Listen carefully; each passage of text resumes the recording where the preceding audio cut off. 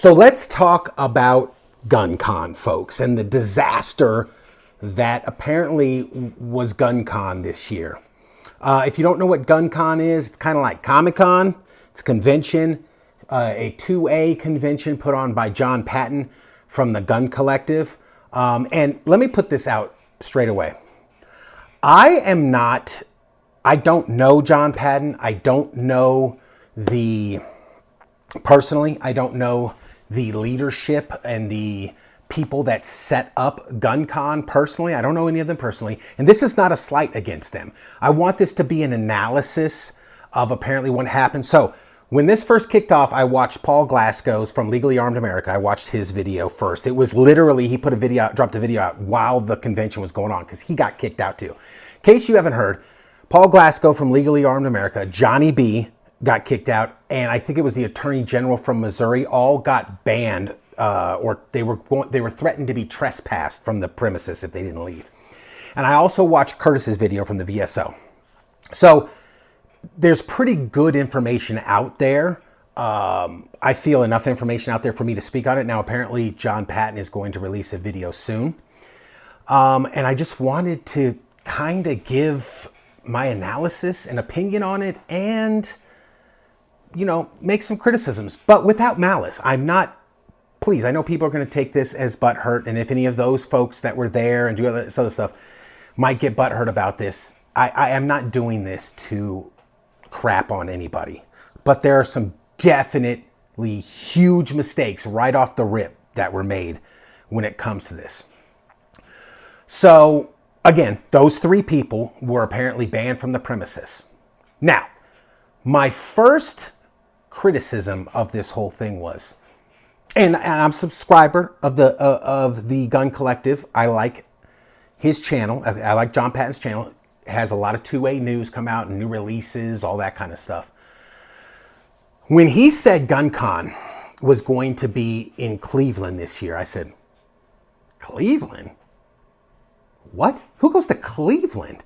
Like, I guess they had it at the Brownells last couple of years or whatever it was. They had it at Brownells in Iowa, and they outgrew that space, so they looked for another one. And when he announced Cleveland, I was like the city Cleveland, it immediately sent off alarm bells. You're talking about, and this is with most major cities, so I get it. There's like a struggle to find space and all that other kind of stuff. But you chose Cleveland, a liberal city that's run top down by Democrats. And we can all say that 99.9% of Democrats today they're just communists, let's call it what it is, and they're gun banners. So you picked a place, you picked a city, a large American city.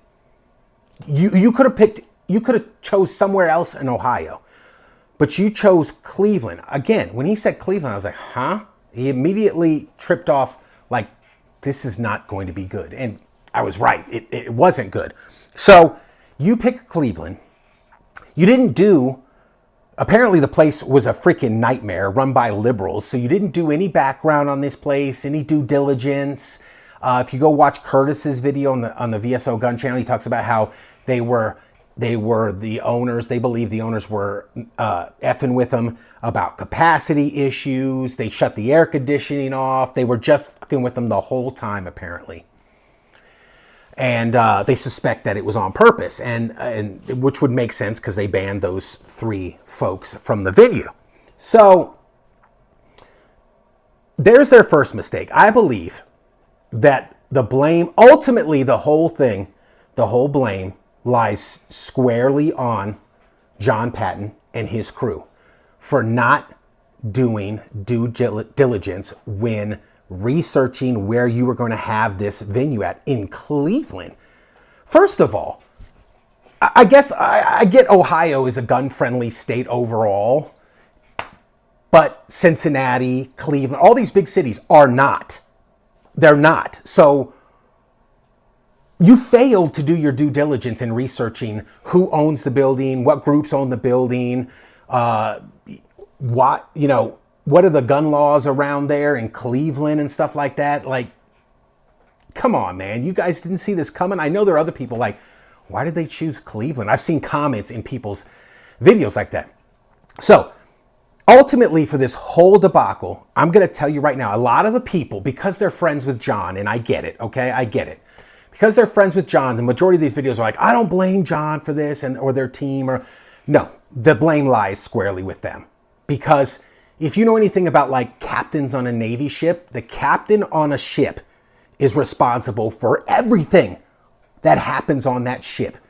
We've seen countless times and time again where a ship has run aground, a ship has hit another ship, a ship hit a sub hit a ship, whatever. We've seen those type of things where, you know, sea disasters have happened and they're like, well, the captain was asleep. Doesn't matter. Doesn't matter. It's his fault. It's his fault. That's the way it works. And it's the same thing with this. Because you could have avoided all this stuff if you had done your due diligence, if John and his team had done their due diligence and booked it somewhere that they ensured was 2A friendly. You booked it in a rundown building in the ghetto of Cleveland. People were saying there were bullet holes in the building, all kinds of stuff. That's where you guys booked it. You could have come out here. Well, don't come to Wyoming because it's not real. But you could have come out here. You could have come out South Dakota. You could have gone to Texas. You could have gone someplace else in Ohio. Maybe a little bit more rural, like a VFW hall, something that would have been gun friendly. And apparently these people were very un-gun friendly, but they will take your money, they will take the 2A community's money, and then take every chance they get to shaft them. I guess they ran the food trucks off. They did all kinds of crazy, underhanded, backdoor stuff at GunCon, apparently, according to Curtis and some of these other channels. So the fix was in. Like, how did you fall for this? How did you get taken advantage of? John and the TGC community or channel group, whatever it is. How did you do? I mean, so again, that's a mistake. I'm sure they're going to, in his statement, I'm sure he's going to apologize and he'll learn from it. Hopefully they'll learn from it and they'll book somewhere else. Keep it in Iowa, keep it in Texas, keep it in Oklahoma, Wyoming, South Dakota. Come out here, we got a huge, come here, we got a huge thing. We got the range, the Stukenhof Range out here. Range Complex, big ass place, man. Contact me, you want to do it next year here. We'll do it at the Ford Wyoming Center. We'll contact them, or they got all kinds of assembly halls around here. And then everybody can go over to Stukenhof shooting facility and shoot 800, 950 yards or whatever and shoot a bunch of guns, whatever. But keep it in a gun, do a crap load of research to keep it in a gun-friendly area. That's one thing. Second thing is,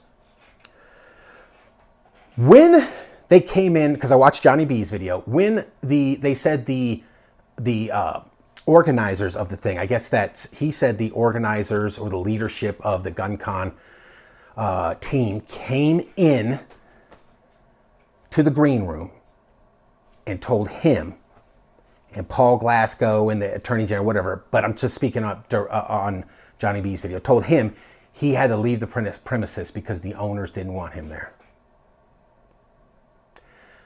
Let me tell you what I would have done. And I know there's a ton of people there, and I know a ton of people paid money, and I know there's vendors there and stuff like that. But I would have gone up in front of everybody, and I would have said, he's not leaving. Either that or we're all leaving. I would have freaking walked. I personally, and I'll never get invited to a gun con because of this or whatever. And I don't have enough subscribers and I'm just some jerk off in freaking Wyoming who doesn't know shit. I get it. But if they had come to me and said they're going to trespass 3 people out of this thing, why didn't you guys stand with them? You still wanted to go up there and again, you're going to say, well, we had a lot of paying customers out there and the people showed up for this and all the vendors, and there was so much money involved in it. Fuck that, dude. I'm saying that right now. You fucking cowards, man. Why didn't you walk out with Paul Glasgow and Johnny B and that Attorney General? Why didn't you tell them? Why didn't you stand up to them and say, we're all getting out of here. Fuck you and your liberal ass venue. Either they stay or we all fucking leave. And I would have gone on stage and said, if I was the organizer, I'm just saying, I would have been like, hey, folks, this is what happened. I bet you a lot of them would be like, yeah, fuck these guys, let's go. And we'll try to get you your money back. We'll do all this other kind of stuff because courage is contagious. But you still went on. You let Paul Glasgow sit there. You let Johnny B drive all that way. You let the Attorney General and all the other bullshit happen to you. And you just kept... You look like a bunch of clowns. Like, even individually, why didn't any of the other panel guests? I've been like, dude, I'm not doing this. I'm out of here. They're going to do what? Fuck those commies, man. I'm out of here. Find somebody else. But you wanted to get on that panel. You wanted to get in the videos. You wanted to do all this kind of shit. You fucking cowards, man. Nobody else walked out with them. You're not their friends. Bunch of bitches, man. I'm telling you, I guarantee you right fucking now, that's what I would have done. And I apologize for cursing. But the shit kind of pissed me off because I sat there and I said, as I was watching Paul Glasgow's video and he's talking about it, I'm like, where are the people that walked out with you, Paul? Where are the people that stood up for you? I know you guys don't want to blame John Patton and all this other type of stuff and you know, but did the other panelists take their own initiative to stand up and be like, I'm not putting up with this. I'm leaving. And again, like I said, I'll never be on no damn panel for no GunCon or anything like that. But I guarantee you, if that had happened, I'd been like, whoa, this is bullshit. Hold up, guys. I wouldn't even went in and told you. I'd been like, Johnny, we gotta shut the whole shit down, man. And it wasn't just one person. It was 3 people. And I know you're like, oh, again, you're going to say, people will say, well, there was a lot of people there. And why are you, again, getting back to, why are you giving money to liberals that don't give a fuck about you or the Second Amendment? They hate you. Hate them back. They do not like you. And you rented a building? You rented a building in downtown Cleveland. What are the odds that it's going to be owned by liberals, anti-gun liberals? Did this not cross any of your mind? Again, the minute I watched your video and you said, you announced that it was going to be in Cleveland, I was like, what? Wait, what? And you did it anyway. And look what happens. So, guys, let me know. This stinks to high heaven all the way around. I know mistakes were made. And again, they probably will learn from this and not do it in the future. But I just wanted to hit on those points like, how did you not see this coming? Again, all the way, mayor all the way on down to dog catcher is nothing but Democrats politically in that city. What do you think when they called the fire marshal on you and all this other kind of stuff that went on? Like, come on, guys, get smarter with this stuff. Figure out who your friends are and who your enemies are and stop. Just accept the fact that these liberal jerk-offs in these freaking cities are your enemy, okay? They don't like you. They would rather have you dead. They don't like the 2A community. So return that same energy. And especially, God forbid, don't give them your money. That was just, I couldn't believe that when I heard that. And then after hearing all this stuff, my first question was, I wrote this thing on Paul's video and I said, you know what? I deleted it. And I said, I'll just make a video about it. It's easier to make a video. But I think this disaster was 100% avoidable. First off, by doing your due diligence and researching ahead of time who you're giving money to for your firearms convention, your 2A convention, okay? Geez, you probably could have done it at the NRA in Virginia. They probably got some damn big-ass hall up there. Would have been better off than this kind of stuff. Lesson learned, guys. I'm just saying, what a nightmare. And I can't believe that none of the other gun influencers stood up for these guys. They're not your friends, bro. They're not. Paul and Johnny B and this Attorney General, I doubt any of you will see this video, but they're not your friends. If they were, they would have walked out right with you, bro. I don't even know you guys, and just on principle alone, I'd have walked out of that son of a bitch lickety fucking split. I'm just letting you know right now. So there it is, guys.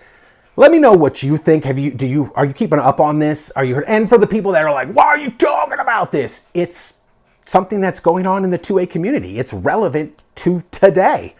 And I just wanted to it's interesting. I wanted to give my take on it. If you don't like it, okay. If you do, whatever. But leave a comment down below, guys. Thanks for watching. We will see you next time.